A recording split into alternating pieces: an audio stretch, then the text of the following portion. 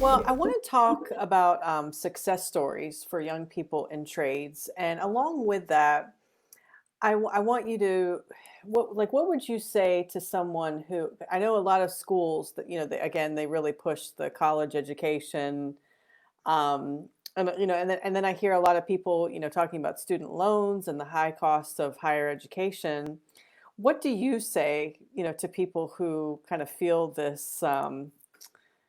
Gosh, almost like the society is kind of pulling them into, some of these very expensive higher education institutes. So kind of Oh, what's your reaction to that? well, when I'm speaking to adults, I just ask them how much did they pay their plumber when they had to clean out their pipes. That's That what, yeah, tells we you how laugh. much they make. It's like $50 just for the plumber to wave at the To door. turn on the gas, to turn on the vehicle engine.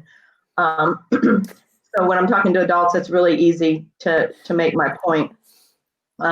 When you're talking to younger children, younger students, I think it's more about just, there's an answer for education for everyone, whether you become book smart and then use that and gain your experience, or you dive in and use your hands and your brain, um, and talk about what skilled labor makes. That is um, a good lead in, because young people want money. And so usually the lead in is, do you know that electrician average $60,000 a year?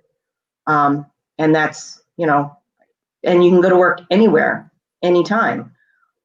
So that's kind of how we would lead into something like that. It's about money when it comes to young kids. Yeah, definitely. I know, like I said, when my father passed away, the first time I had to call an electrician and pay them, I thought, oh my, I never in my adult life I've never had to do this because he's always been here. And that was kind of a wake up. Um, Yeah. One thing I wanted to mention, and I had told you this earlier, is there's an interesting book that's out, and the author's name is Brian Kaplan, and he's an economics professor. And the name of the book is it's called The Case Against Education. So I know there's a lot of controversy in a lot of what he's saying about education today. But his main thesis is that the current K-12 system is not fully preparing our workforce because we're leaving a lot of those trades and things behind because so much of academia is pushing, this higher culture, thought process. So he Hmm. is really looking at countries. I know Germany was one that he mentioned that they'll start even in like seventh or eighth grade of kind of tracking kids and looking at, okay, who's college bound, who's not. Let's get these kids into some type of a trade instead of kind of wasting their time, so to speak, in high school where they're getting frustrated because they don't feel it's meaningful, they don't feel the education is meaningful to them, and then they get frustrated and then they drop out, and then and we know statistically there's a lot of risk factors involved in Hmm. dropping out of Right. school. So what are some success stories that you've seen in it, kind of with that foundation in mind of looking at, Well, is this, are we going to have better outcomes for young people if we start vocational training at younger ages? I don't. I am interested in reading that book. I do not know about how young students should waiver from general studies. Um, a success story, we have several, but I'll start with my oldest son. He was not a school person. He did as little as he could to get by. Meantime, his dad was out working in a welding rig and working with his hands. There would be summers or when he would get in trouble in school and get suspension, that he would go out and work with his dad.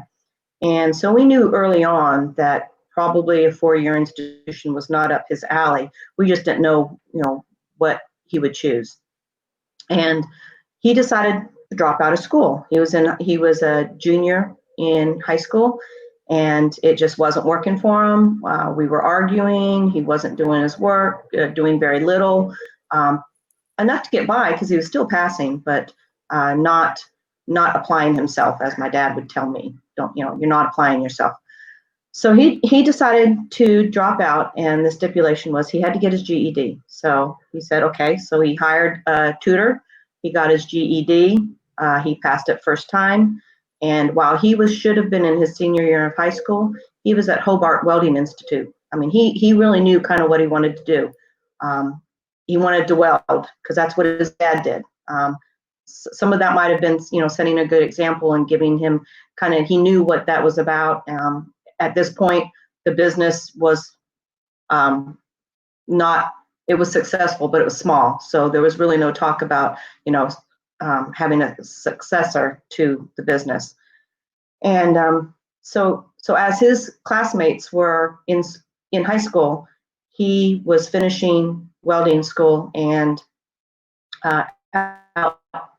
earning money because that's what he wanted to do. So at 20 years later, here we are. He's 37, and he now knows what he wants to do. I mean, he realized about 10 years ago that he wanted to take this business to a different level. And sometimes when we have skilled labor and we work a business and we don't have the book smarts, me included, you just have to hire really good people. We have a really good accountant who is highly educated. We have a good attorney. So we use people that have chosen those professions. But we, of course, in our line of work, have chosen to work with our hands and to not continue our book smart education. So that's just one success story. I was talking about this young man who didn't know what he wanted to do, and his dad kind of saw him, wasting away and starting to hang with the wrong crowd. And he's got a bright future here, or anywhere he decides to take his skills. We have another guy who came to us fairly young. Came to us fairly young, and we call them boomerangs. They decide to leave, and and he's back. We have quite a few who have done that. We train them, we raise them, we train them, and sometimes they decide to leave, and then they realize it's not so bad here, and they come back. But he's gotten married and has raised a family, and he's a lifer. I mean, he's going to be with us for as long as we're around, and we've got a lot of people like that. And so a lot of good success stories. He started as a junior mechanic, and he's in a lead position. We had one guy who was a technician, which is the people control people. So they sometimes have book smart, sometimes they have skilled labor. They've been working with us, and he has just recently, a couple weeks ago, come into the office, and he's been with us. He's one of our long-term employees. So if you learn how to work with your hands, you can go anywhere or decide to stay as long as you want, but you've got those options. I was going to say, do you have any people who come in at a young age and then maybe they work their way through college, doing their trade and then paying cash for any higher education that they're seeking? What was the question? I'm sorry. Do you have any people who will come in at a young age and develop a trade and then they'll work their way through school and then they'll pay cash for their school so that way they don't need loans?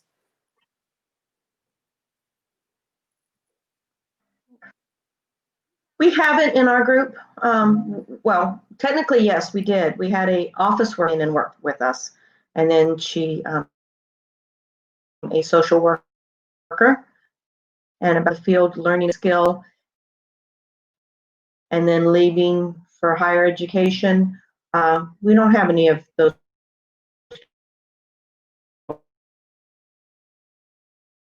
We don't have anybody who's done that. They either decided to stay with us.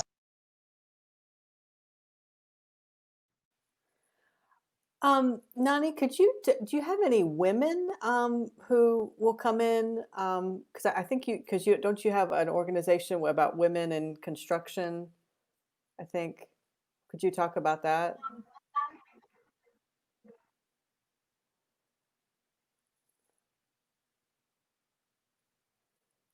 Can you hear me? Ooh, yes, Okay. yes. Okay. Yeah, I'm kind of. I was a member for a long time. I haven't been to a meeting. Yes, it's not that we're opposed to it. When we decide to hire, we never rule it out. The problem is we do travel, and so um, that puts up some logistical problems, like hotel rooms or traveling closely in a vehicle. I know that there's skilled people out there, skilled women. We just have never been fortunate enough to hire any. That would be cool, but we don't have any right now. Oh, okay. All right. Yeah. Well, yeah, that'd be cool to hear about. Yeah, even more women and doing trades because that's certainly definitely yeah an option. So I I do know that there's some in the valley. I know that there's a woman plumber that runs her own business here in the valley. okay. All right. Yeah. Very cool. Yeah. Okay. Well, do you have any other success stories that you might want to share about just people who they were able to find maybe their calling or they were feeling frustrated in school and then they were able to kind of get out and work with their hands and We have quite a few. Another one that just came to my mind is a guy by the name of Scott. Um, he came to us as he had gone through Virginia Western and gotten his certification with HVAC, I believe, and he came to us thinking that he knew a lot. And in our industry, it didn't really help him a lot. And so we put him to work as a junior mechanic, and he has flourished. My husband said, there is some good in that boy, and I'm going to find it. And so he is now married, has 3 children. He is a lead technician. He is a smart boy. He could further his education, but he has found what he loves to do. He's a burner tech. He's a control person. And he is young enough that he is grasping all the electronics that is necessary in today's world, much more so than some of our older people. And he could go to work for anybody, anywhere, and he makes good money.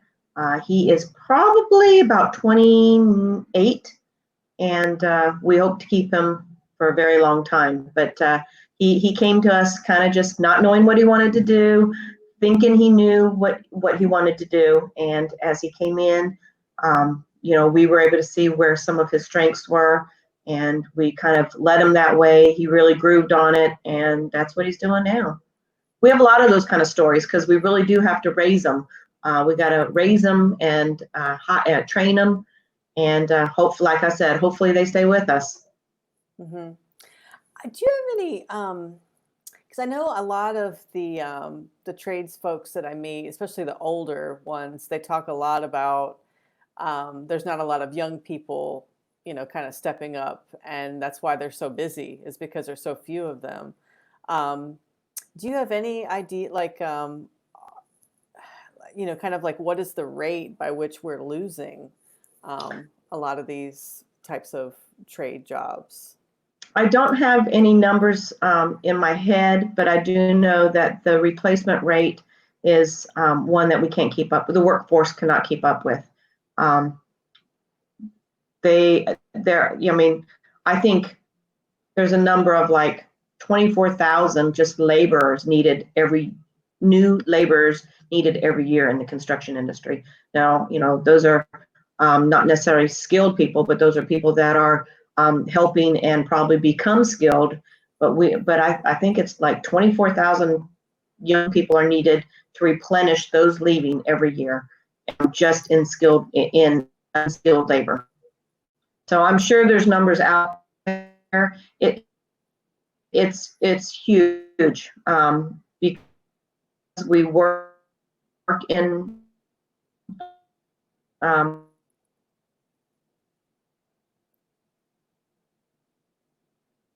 with construction. We talk to our insurance company and other contractors, and the biggest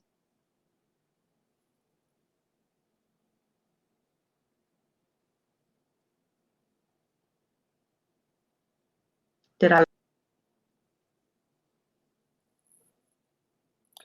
Would you mind repeating that last part? Because you kind of got cut off there. Think I lost you. Okay, yeah, I think I missed you were talking about the construction companies that you talked to about the replacement rates. Just that our biggest complaint when we're talking to one another is finding skilled labor. You know, we hire people when we don't need them. If they come walking through our door and we don't need them, and they have skills, we're going to hire them.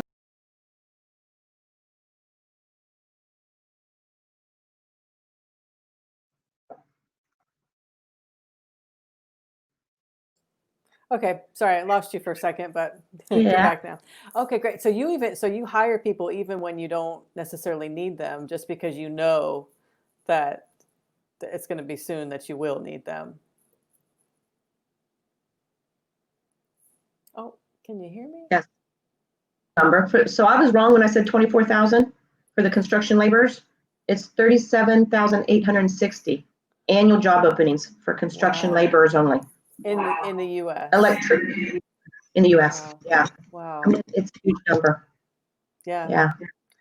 And you said a lot of folks have to travel. Is that because you're sending them to places that are experiencing a lot of, construction needs? And is that going to Well, be typical? I'm not sure if it's typical. We're licensed in 3 states. And so when we hire, our guys actually like out of town work because they work 410s and so they have 3-day weekends. So that's kind of a plus. So, when someone hires on with us, they know that we're large enough. One of the interview questions is, can you work out of town? And that's because we are licensed in Virginia, West Virginia, North Carolina, and we do work all over the state. So, a lot of what we do is a lot of work that we get is in Richmond. So, of course, they wouldn't drive that every day. They would go and stay 3 nights, work 4 days, and then be off 3-day weekend. So that's why we travel. We do big stuff, which is called bid and spec. When people are building something or renovating something, we have plans, and we read off of blueprints and project manuals. And so we do the big stuff, they could be multi-million-dollar jobs, or we also do apartment buildings and schools here locally. So it doesn't necessarily all big stuff, but the big stuff usually, many times it's out of town, and it's work that we know is coming. That's one reason we've been able to be so successful, is because we're able to do all different size of jobs. If we were just stuck with one type of work, then we would be more limited. But we do little work, we do big work.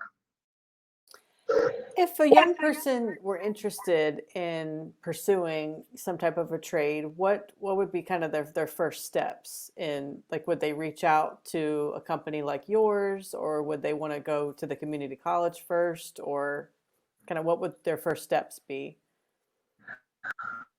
Um, well, I'm not so sure about the community college because they give you stuff. They have programs, but really not hands-on. And if someone really doesn't know what they want to do, I would suggest contacting contractors and say, hey, can I hang? Can I come to work for a couple weeks? Can I, or a summer, or get into, go to a house builder, see if you like that. Go to I'm not sure about a roofer because there's so many OSHA requirements. Come to us, or go to an electrician. We were having some work done at my house the other day, and the electrician came, and he had a high school student with him, and he was just hanging. He was just seeing what an electrician does. What a great opportunity for a young person just to kind of see what's out there, because people don't know what a plumber does. I mean, they know that they come and snake out your toilet, but there's way more involved in that. Same with an electrician. And so, I would suggest, trying to hang with someone that's in a skilled labor field.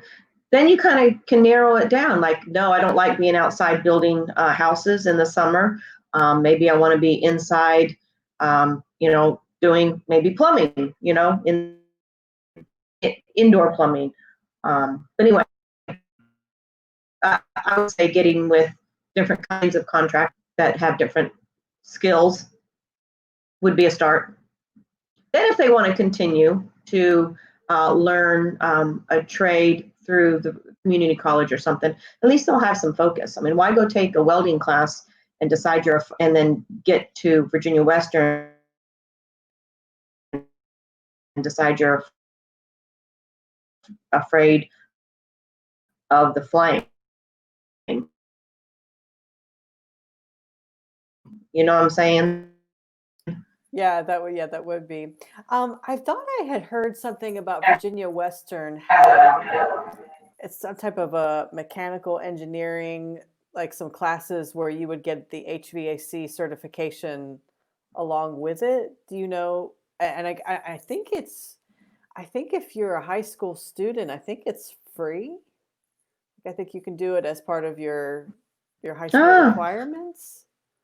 Do you know anything about those types of I programs? don't know. I don't know anything. I don't know anything. I do know that they provide some classes where a student can go on to a 4-year institution and get a mechanical.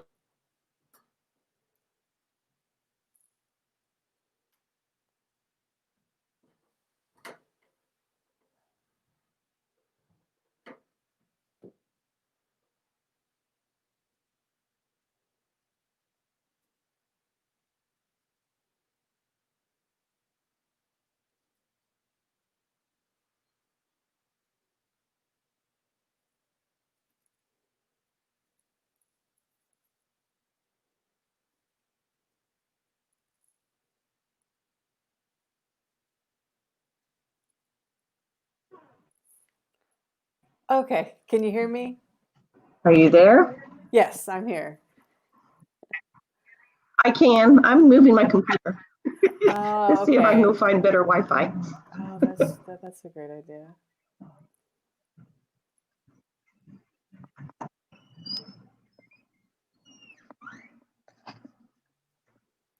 Let's see if that's any better. Okay. All right, Okay. We were talking that about might be better. okay. We were talking about the community college programs where there's like a trade certification built into the program, and then you were talking. That's what where we kind of left off. Yeah, I'm right. So I'm not sure about the mechanical degree. I do know that they have some classes where someone can go there and take some classes and then continue on to a 4-year institution to get a mechanical engineering degree. We've got friends who have done that. But in terms of something mechanical that tags on to the HVAC, I'm not aware of that. Not saying they don't have it, but I haven't seen it. Okay, and I thought I had heard something about are you familiar with Habitat for Humanity? Yes. Okay, I've heard something about they do, people who will come and volunteer to build houses, and then they can get some type of a HVAC certification along with that. So I don't know. Yeah, I don't know. Something to check into. But I'm Okay, not aware of it, but I haven't been out investigating that kind of stuff. okay. All right. Well, thank you so much for doing this. I really appreciate it, and I hope that this has been some good information for people. Um, can I would like to get your website, and then we can put that in the comments, and then we can also put that so if people want to get in touch with you, would that be okay? Yeah, We'll that's put fine. your website up there. Yeah. Okay. All right. So great advice. So if young people, if you're interested in vocational training, and parents, if you're thinking that might be a good fit for your kids. So Nani, your advice is to just find a contractor and just kind of go out and start asking around.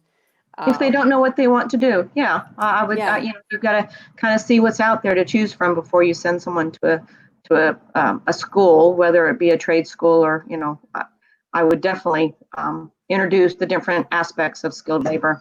yeah, but it definitely seems like there's a big need for that. So that's it. So 37,800, I think you said, are the number of Yeah. job openings every year. It's huge, So and it yeah, doesn't go away. Yeah. that's true. And that's another thing, these types of jobs will never really go online or go overseas. You kind of, if you need a plumber, you need somebody there at your house um, pretty quickly. So That's right. yeah, so definitely a lot of Yep. advantages, a lot pretty lucrative for what you said. So yeah, so a lot of advantages. And again, if young people, if they still want to pursue that, that 4-year degree, nothing is stopping you, from doing that. Mm-mm. But definitely having that job, on the job training and making that, more of an emphasis. It looks like there's a lot of advantages to that. So Well, and to use both of them, we have a good friend who's a doctor, and he is building his basement out, and he's done most of it himself. And I said to him, I said, "Boy, for a doctor, you have a lot of skills." And it's true. You can pursue your higher education and still have skills, and you'll pay the electrician a lot less, or you pay yourself, or don't have to pay for an electrician when you need something done at your house. So it's the best of both worlds if someone wants to continue their education and having skills. yeah, definitely. And I'd love to hear more about more, even more females, kind of getting into that because, like you're saying, that's kind of growing as well for young ladies to get into these types of fields. So it's not Yeah, necessarily just for the guys. Definitely the travel. That's a good point that you're making about some of like with the construction that there'll have to be some travel involved, but yeah, definitely some yeah. good Well, if there's any information. holes that I can fill, in terms of needing more information, just let me know. Okay. All right. Thank you so much, Nani. Thank you. Good luck to you.